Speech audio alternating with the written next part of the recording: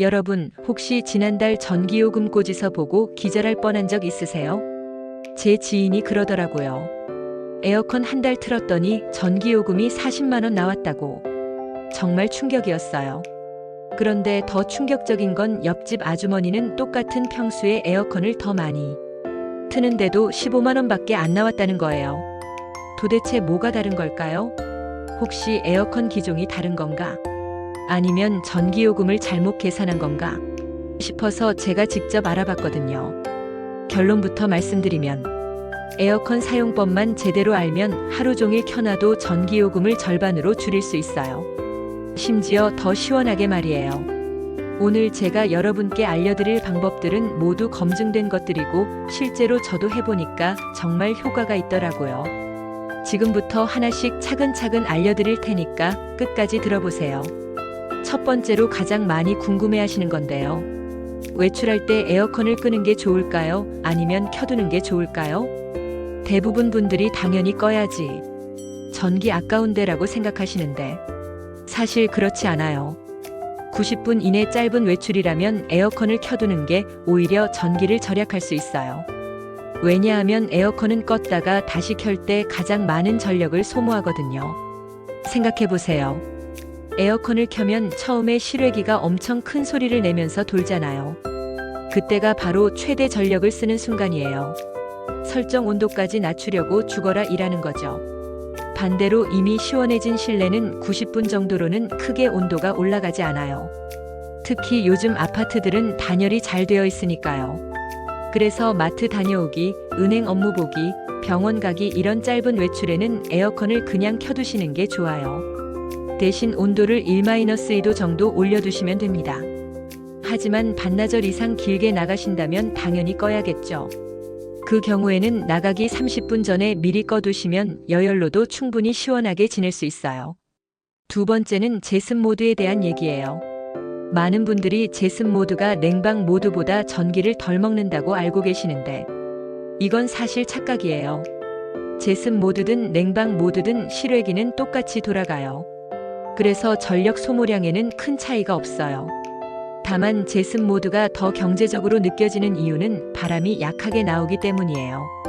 그럼 제습 모드는 언제 쓰면 좋을까요? 습도가 높은 날이에요. 비 오는 날, 장마철 같은 때 말이죠. 이럴 때는 온도보다 습도 때문에 더 불쾌하잖아요. 그럴 때 제습 모드를 쓰면 냉방 모드보다 더 쾌적하게 느껴져요. 제가 추천하는 방법은 이거예요. 처음 1-2 시간 동안은 냉방 모드로 실내 온도를 쭉 낮춰요. 그 다음에 제습 모드로 바꾸는 거예요. 그럼 시원함과 뽀송함을 동시에 느낄 수 있어요. 특히 잠들 때 이 방법을 쓰시면 정말 좋아요. 냉방 모드로 침실을 시원하게 만든 다음 제습 모드로 바꿔놓고 주무시면 아침까지 쾌적하게 주무실 수 있거든요. 세 번째는 바람 방향 설정이에요.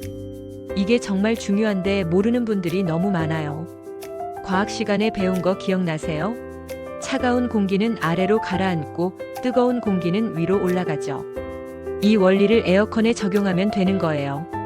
에어컨 바람을 항상 위쪽 천장 방향으로 설정하세요. 그럼 차가운 공기가 천장에 닿아서 실내 전체로 골고루 퍼져요. 마치 실내에 냉기 순환이 일어나는 거죠. 반대로 바람을 아래쪽이나 사람 쪽으로 직접 틀면 어떻게 될까요? 그 부분만 시원하고 나머지는 여전히 더워요. 그럼 에어컨이 아직 설정 온도에 안 도달했다고 생각해서 계속 실외기를 돌리는 거예요.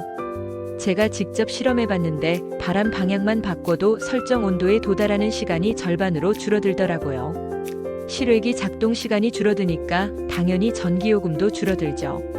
그리고 하나 더 팁을 드리면 에어컨 바람이 나오는 곳 앞에 큰 가구를 두지 마세요. 장롱이나 냉장고 같은 걸 바로 앞에 두면 바람이 제대로 퍼지지 못해요.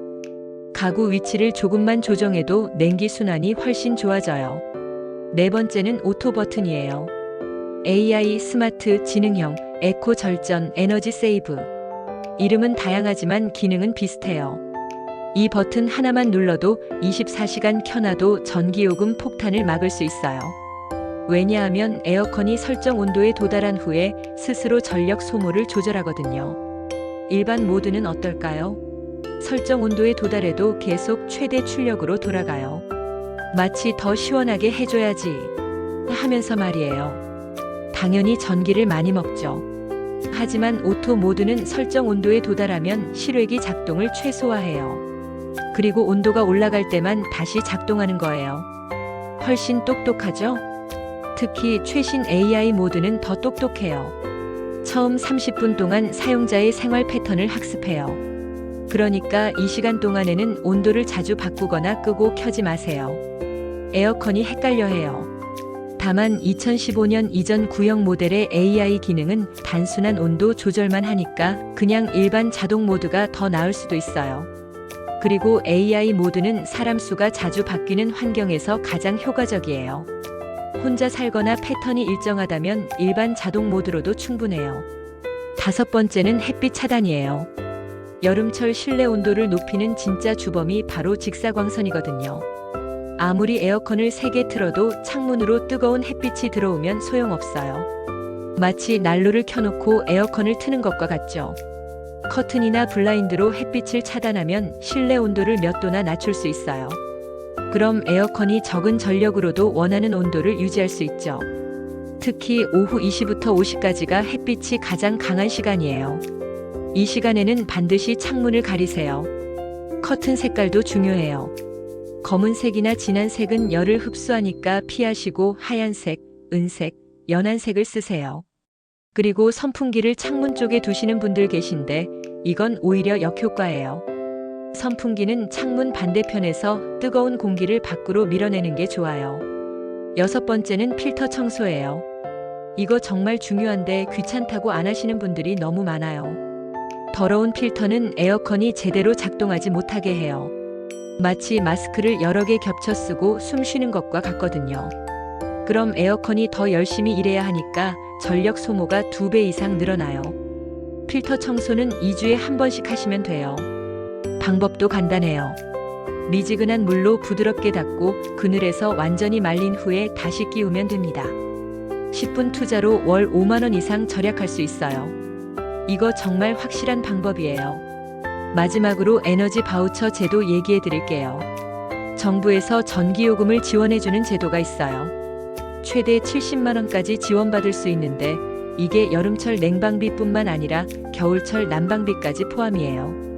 신청 자격은 기초생활수급자, 차상위 계층 등 소득 기준에 맞는 가구 중에서 세대원 중 1명, 이상이 65세 이상 노인 6세 미만, 영아, 임산부, 등록장애인, 희귀질환자, 한부모 가정 등의 요건을 만족해야 해요. 신청은 6월 9일부터 관할 주민센터에서 신분증과 주민등록 등본을 가지고 가시면 됩니다. 해당되시는 분들은 꼭 신청하세요. 받을 수 있는 혜택은 받아야죠. 자, 오늘 말씀드린 내용을 정리해 드릴게요. 첫째, 90분 이내 외출할 때는 에어컨을 켜두세요. 둘째, 냉방 모드로 온도를 낮춘 후 제습 모드로 전환하세요. 셋째, 바람은 항상 위쪽 천장으로 향하게 하세요.